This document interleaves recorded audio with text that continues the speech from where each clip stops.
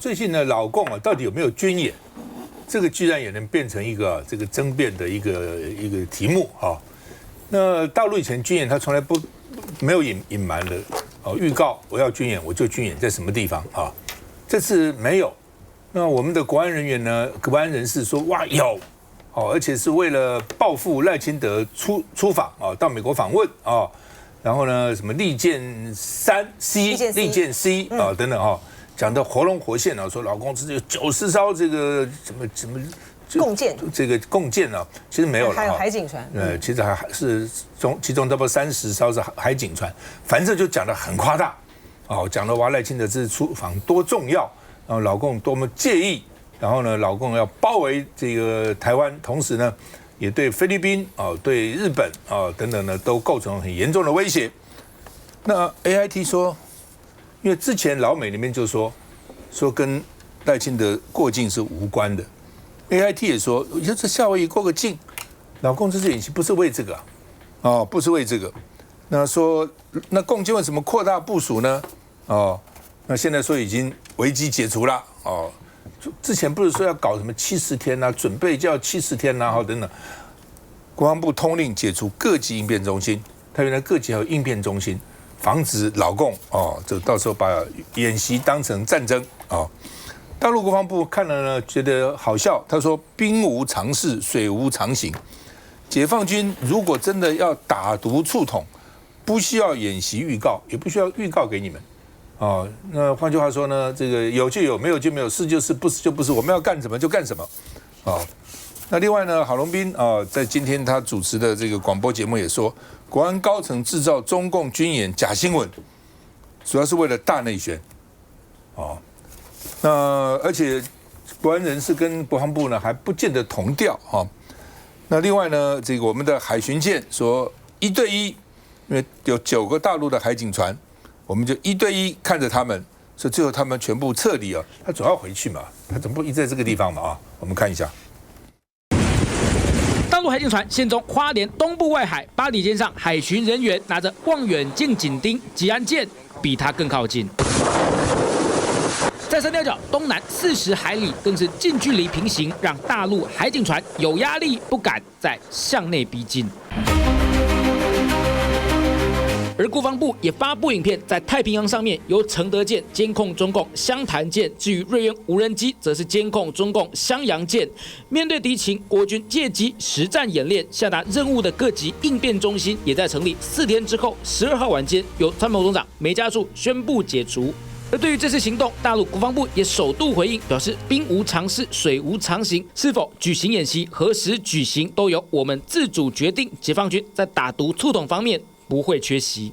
只是对于解放军的行动目的，美国在台协会 AIT 官员就表示，跟过去美方在其他大型军演所见层级一致，但不是针对总统赖清德访美，与我方国安人士的分析大相径庭。那我觉得就是因为涉外人士先前这个高估了赖总统的这个行情，所以呢，回来之后完全没动静，那要找一个台阶让自己下，好避免呢被打脸，自己很丢脸，所以呢故意要来圆这个谎，比较像是所谓的基建联合战备警讯。我觉得这是国安单位在对外的讯息的解读，我觉得确实不够精确，确实不够精确，甚至有点夸大。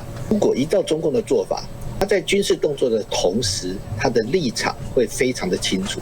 毕竟解放军过去宣传都没再客气，这回却一概低调处理，倒是我方很积极。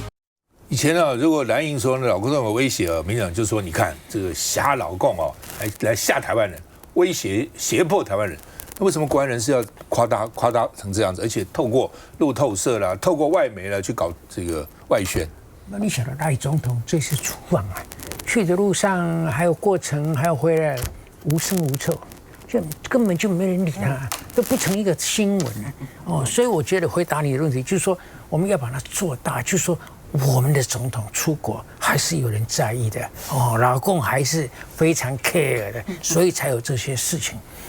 还是我厉害，你知道吗？不是我吹牛，因为当美国决定赖总统的行程的格局底定以后，老共就觉得这个没什么，这跟过去一样，我们用不着大动干戈。我一再讲，没有不会有事，何况赖总统都已经离开关岛要回程的路上，民进党政府还在讲有军演，有军演。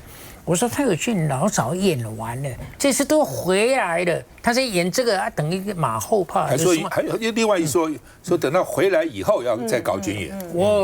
那就我老公从来不做这种事情的，所以我请问大家一个问题啦，一个第一岛链从大韩民国、日本、琉球、台湾、菲律宾到澳纽，这个第一岛链里头哪一个地方老共可以说我飞机要绕就绕？船要绕就绕，哪一个地方？只有台湾。台湾，他可以去绕日本吗？你想想看，他可以去绕韩国吗？他绕过日本。他可以去绕菲律宾吗？你想到他去绕这些地方，你就觉得好笑了，你知道？还有老公心里头说，这些地方啊，有哪一个地方我可以大声的讲，它是我的，我一定要它，我要不到，但是我迟早千万年我都不会忘掉它是哪一个地方，就是只有台湾嘛。但是很吊诡的。也只有台湾，就是不管你多想要，你偏偏要不到，你偏偏就是为什么？因为这个是两大之间就斗而不破，绷得刚刚好。这个老共有一点落后了，但是老共就是要赶快赶上。他讲得很清楚，我没有赶上之前呢，我不会去要这个台湾，我要的台湾，我完成了祖国伟大的这个事业的一部分。但是我整个格局，我整个跟美国。这个称霸比赛的格局通通完蛋了，我才没那么傻。这个我们已经都讲过几次，习近平方面也都多少间接承认了，美国也一样啊，这个局是不能破的。你看你们想尽办法斗而不破啊。所以呢，我常讲，老共如果有军演，是拿着台湾表演，这是一个平台啊，表演给大家看。我其他地方不能演啊。天下再大，也只有这么一个舞台。但是我这个舞台的表演是表演给台湾人看的吗？用不着吧，他讲得很清楚啊。我要打台湾，不需要先演给你看啊。当我们这边的很多军事专家都是他演啊，有一天看到射频没办，你就等不得注意，我有演变成功，啊了对吧？你讲得很漂亮，讲得很惊悚啊。但是这种情况其实是很不容易，所以呢，演不演？一些美国看，演给美国看，说你帮台湾到这种程度，不管是文的方面，让他在国际上透风，这个我不高兴。还有你军事这个武器卖给台湾，不管你卖什么，卖旧的、卖新的、卖公的、卖防的，我也不高兴。为什么？它是我的一部分。天下有哪一个国家可以卖军器给另外一个国家里面的一部分的？这干想干听得没爽啊，对不对？所以呢，他说，我们常骂老共，是因为搞这些是要把这个沿岸啊，这个两岸之间往上延伸，变成老共的内海。但是大家有没有想一想，美国已经依赖着第一岛链，把太平洋变成它的内海了，你不觉得吗？美国在太平洋通行无阻啊，难道不是内海吗？难道不是呢？所以你互相想一想看维持现状其实是台湾已经最好的境界了啊！所以你民进党政府真的是最近气势有较歹啊！所以你抗中保台，发个大声来啊！但是这个其实是不聪明的，因为你讲得太大声了，当人家两大之间都不愿意戳破这个局面的时候，你往一边靠，我们当然是往一边靠。我从来不说我们要两边都要顾到啊，我们要两得其利啊，左右逢源。这个其实是很难，这做不到。台湾不管怎么样都是靠美国的，但是你不要嚷的嘛，那些干点呢，我会差起点呢，不让在。我觉得可以不必要啊。所以这个军演从开头到现在，我觉得老共就是照常嘛。演给美国看啊，让你知道我不高兴啊，但是呢，他有没有这个时候要打台湾人？我觉得免惊。基本上这个当然我们现在是靠美国了，武器也是靠美国，防卫也是靠美国了。不过就是说不需要100都靠它，然后跟大陆是保持维持这么坏的关系变零，其实不必的。我70%-80%靠美国，至少20-30%跟大陆也有些往来嘛。就像川普要加大陆的关税，但是邀请你来参加我的就职典礼，这种东西，这是一个。另外，为什么大陆这么生气？因为他们建交的时候，美国就承诺说，将来对台湾的武器会越来越少嘛。那现在完全违反承诺嘛。所以两个朋友，你当时跟我建交条件就是这样子嘛。那你现在就变了嘛？是美国是变了，美国哪有没有变呢？美国变了，美国变就是因为你老共变了，所以我变了，不管他谁先变谁后变，反正是变了嘛。休息一下再回来。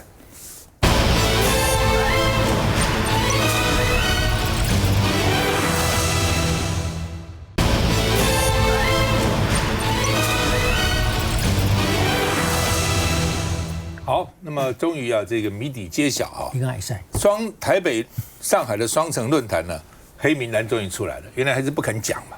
哦，那上海的台办主任不能来，这点让大家很惊讶啊。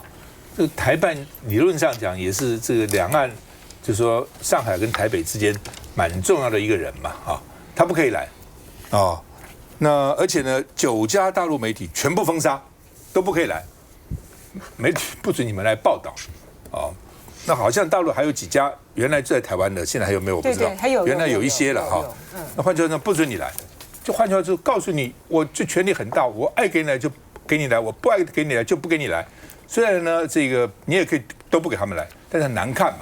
所以为了表示我还是给你们来，但是呢，台办主任不给你来，哦，那直接封杀台办主任。蒋万安因为台北市要办嘛，很遗憾是要开大门走大陆。你这小鼻子小眼，小鼻子小眼睛，鸡肠鸟肚哦，然后呢，这个奇气小灾哈，真的是，你就既然让他们来了，而且只有1天的会，你就度量放大一点嘛，哦，何必来了以后呢，又让人家觉得说你这个不干不脆，还是说你就用这个方法，就是最好你们都不要来了。到时候你们自己知难而退啊，到底什么意思啊？陆委会说我们是严格审查，抗议惩毒22条，干嘛要惩台独？惩罚台独怎么22条？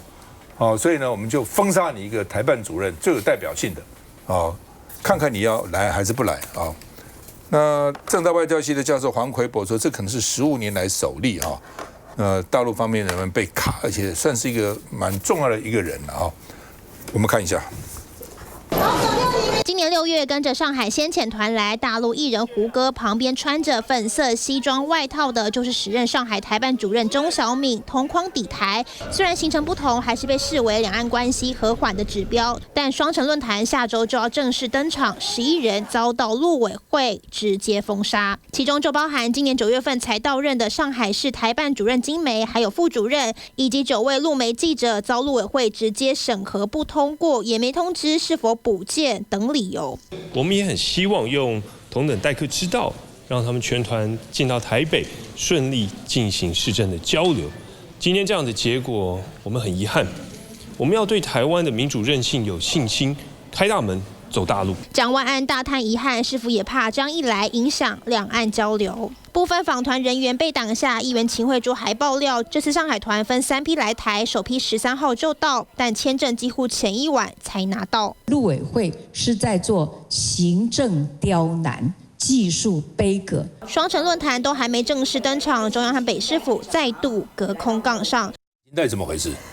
今天陆委会有说明啊，为什么上海市台办主任不能来？他就说是因为了要回应大陆呢通过那个惩毒22条意见哈，那所以呢这个所谓台办系统呢都是在这个帮助哈中国来去打压这个台湾的各种各样的这个意见，所以呢，对于中共的涉台官员和相关的官员来台呢，都会严格审查，以表达我们的抗议和不满，而且呢，要求这个大陆方面呢，要跟我们的民选的这种政府来进行沟通说明就对了，因为你不让人家来。好，然后呢，又要求说你要跟我对话，好，这是玩哪一招？过去呢，陆委会呢就曾经玩过这一招，在之前的时候，好像是2017年、20几年的时候，那个时候呢，大陆呢也是这个上海呢市台办的这个主任要来台湾，他们就是要求哦，你要到台湾来之后呢，你要被我们约询。那他们就拒绝说，那你不要来，好，所以我觉得这个态度呢是非常的蛮横呐，哈，就是我们摆出来的这个立场呢，还有我们摆出来的态度呢，其实就是对于所有呢在两岸这之间呢，你有助于两岸之交流的部分呢，因为它只会给蒋万安加分，他只会给台北市政府加分，然后民进党政府呢，当然就不乐见啊。在这样的情况之下呢，他就通通拒绝你来。特别是呢，我觉得他在拒绝上海的这次要随团来的媒体的时候，那个理由更荒谬哈。那个理由说，因为呢，看这个媒体团呢跟论坛的关联性不大。好，所以就不让他们来，然后由大陆呢驻台湾的这个媒体记者采访就可以了。他来这边参加，怎么会跟这个论坛的关联性不大呢？就是报道这次活动了。就是啊，或者是报道，或者是参与媒体交流的活动，怎么会不大呢？那我就刚刚就讲，就是说，你是不是觉得你来参加的所有的活动呢？你要不然呢就在称赞这个蒋万安，要不然呢就在称赞这个台北市政府，要不然呢就在称赞，就说两市之间的交流对两岸的关系如何的有利。反正我们民进党都加不了分啊，那我就干脆就不让你来了哈。我觉得就民进党政府来讲，他就是不演了啦哈。他过去呢看到这个上海市台办的主任来，就给人家穿小鞋哈，这个活动不能参加，那个活动不能够参加，然后要限制他们的区域。那这次呢，干脆我就不让你来了，就算了哈。然后再有关于大陆呢，到底有没有对台湾呢？就算不是军演，也是1996年以来呢最大的一场活动。他们本来要蓄积这样子的能量啊，一直演哈。一方面呢是要去对应就是民进党的那个立院党团的小编不是写了那个挺戒严文吗？要转移这个焦点，然后呢要去拉抬赖清德出访的这个声势哈。然后呢一方面看到前两个部分都好像不怎么奏效的时候呢，就营造这种大陆呢非常对台湾不友善的这个气氛呢，想要阻挡双城论坛，就发现都不成的情形之下呢，只好放了。可是呢，却在这样的关键上面去卡人家。我觉得被 AIT 打脸啊，说大陆做的这样子是例行的这种演练。我们的情报，我们的国防部的情报次长不觉得脸很烫吗？不觉得很丢人吗？大陆这一次啊，对赖清德的出访呢，其实是除了一开始的时候例行的外交部的发言人啊讲话啦，或国台办的发言人讲话之外，他在赖清德出访期间的时候，他都没有发动当地的那个大陆的侨胞去抗议，因为你就觉得美国在这方面也是非常的配合中国大陆嘛，他都已经安排在这个夏威夷关岛这个过境了，都没有到本土了，而且夏威夷选上的这个国会议员呢，也都没有跟赖清德见面，美方都已经这样了，那个大陆如果还采取很高调的行动，不是很给拜登政府难堪吗？而且川普呢，他就是不希望川普上来之后当选之后，这个两岸之间中美关系的气氛已经变了。